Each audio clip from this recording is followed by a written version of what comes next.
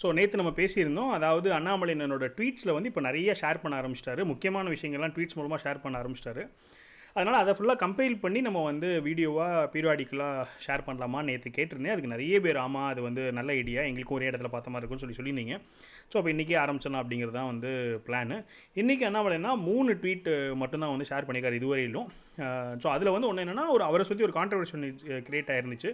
அந்த கான்ட்ரவர்சிக்கு விளக்கம் தெரிவிக்கிற மாதிரி ஒரு ட்வீட் இருந்தது. பாக்கி 2 அரசியல் சார்பான ட்வீட்டுகள். அந்த 3 என்னென்னங்கிறது அந்த ஸ்க்ரீன்ஷாட்டோட பின்னாடி நான் போட்டுட்டு அது என்னங்கிறதுக்கு உங்களுக்கு அதோட பின்புலம் அந்த மாதிரிலாம் விளக்கிடுறேன். ஸோ அதான் இன்றைக்கி வீடியோவில் இருக்க போது.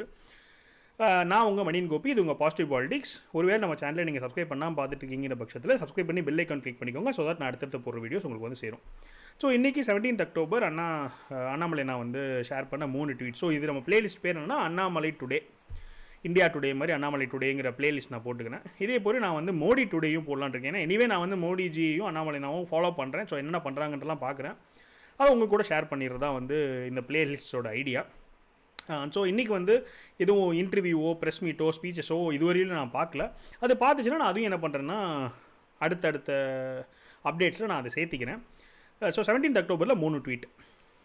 தமிழகத்தில் திமுக ஆட்சிக்கு வந்ததிலிருந்து பட்டியல் மற்றும் பழங்குடி சமூக மக்களுக்கு எதிரான வன்முறை 2021 ஆண்டிலிருந்து 2023 ஆண்டு வரை 3 ஆண்டுகளில் 68% அதிகரித்திருப்பதாக சமீபத்தில் வெளியான புள்ளிவிவரங்கள் மூலம் தெரியவந்தது. இந்த குற்றங்களில் ஈடுபவர்கள் மீது எந்த கடுமையான நடவடிக்கையும் எடுக்காமல் பாதிக்கப்பட்டவர்களுக்கு உரிய இழப்பீடும் வழங்காமல் அலைக்கழித்து வருகிறது திமுக அரசு. இந்த நிலையில் ஜாதி ஆணவ கொலைக்கு எதிராக தனி சட்டம் கொண்டு வர வேண்டும் என்ற கோரிக்கையை 4 ஆண்டுகளாக கண்டுகொள்ளாமல் இருந்துவிட்டு தற்போது ஓய்வு பெற்ற நீதிபதி தலைமையில் ஒரு நபர் ஆணையம் அமைத்திருப்பதாக சட்டசபையில் தெரிவித்திருக்கிறார் முதலமைச்சர் திரு ஸ்டாலின் அவர்கள். ஏற்கனவே வன்கொடுமை தடுப்புச் சட்டத்தை சிறப்பாக செயல்படுத்த முதலமைச்சர் தலைமையில் ஒரு குழு அறிவித்தார்கள். 6 மாதங்களுக்கு ஒரு முறை கூட வேண்டிய இந்த குழு கடந்த 4 ஆண்டுகளில் வெறும் 3 முறையே கூடியிருக்கிறது. இந்த குழுவின் தலைவரான முதலமைச்சர் இது குறித்து ஏன் பேச மறுக்கிறார்?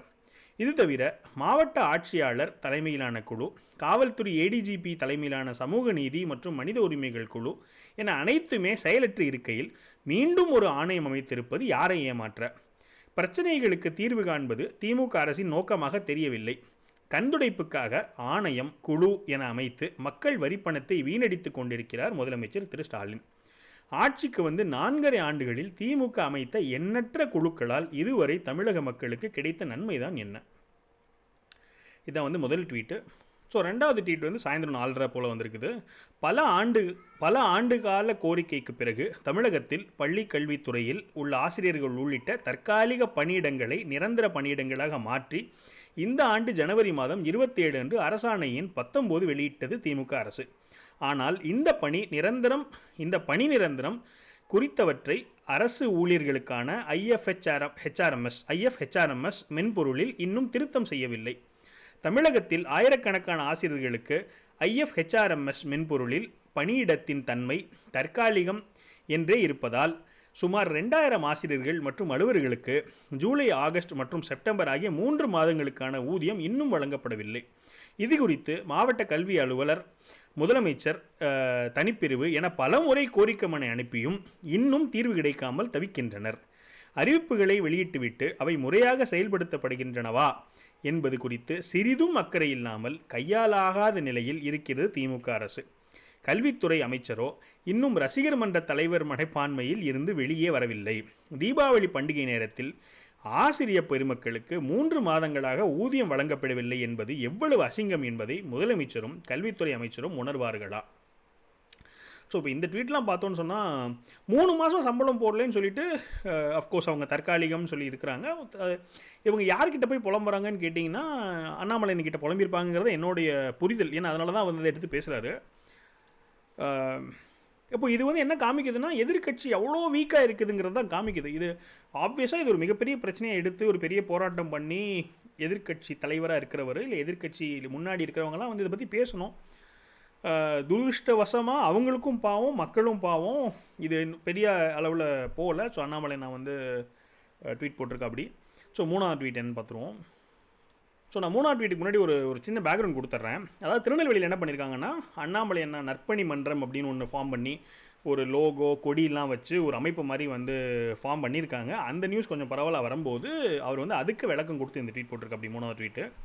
அன்புள்ள சகோதர சகோதரிகளுக்கு வணக்கம். இன்றைய தினம் திருநெல்வேலியில் எனது பெயரில் நற்பணி மன்றம் அமைத்து கொடி அறிமுகம் செய்துள்ளதாக ஊடகங்களில் வந்த செய்தி கண்டேன். நீங்கள் என் மீது வைத்திருக்கும் அன்புக்கு மிகுந்த கடமைப்பட்டிருக்கிறேன். எனினும் இது போன்ற அமைப்புகள், கொடி உள்ளிட்டவற்றில் எனக்கு உடன்பாடு இல்லை. எனவே தயவு செய்து என் பெயர், புகைப்படம் உள்ளிட்டவற்றை பயன்படுத்தும் இது போன்ற செயல்பாடுகளை உடனடியாக கைவிடுமாறு கேட்டுக்கொள்கிறேன். வருங்காலத்திலும் இது போன்ற செயல்பாடுகளை தவிர்க்குமாறு அனைவரையும் கேட்டுக்கொள்கிறேன். சுவர் இருந்தால்தான் சித்திரம். எனவே அனைவரும் முதலில் உங்கள் வாழ்க்கைக்கு, உங்கள் குடும்பத்தினர் நலனை மேம்படுத்துவதற்கு முன்னுரிமை கொடுக்குமாறு கேட்டுக்கொள்கிறேன். உங்கள் அனைவரின் அன்பிற்கும் ஆதரவுக்கும் மீண்டும் எனது மனமார்ந்த நன்றிகள். ஸோ இதான் 3வது ட்வீட்டு.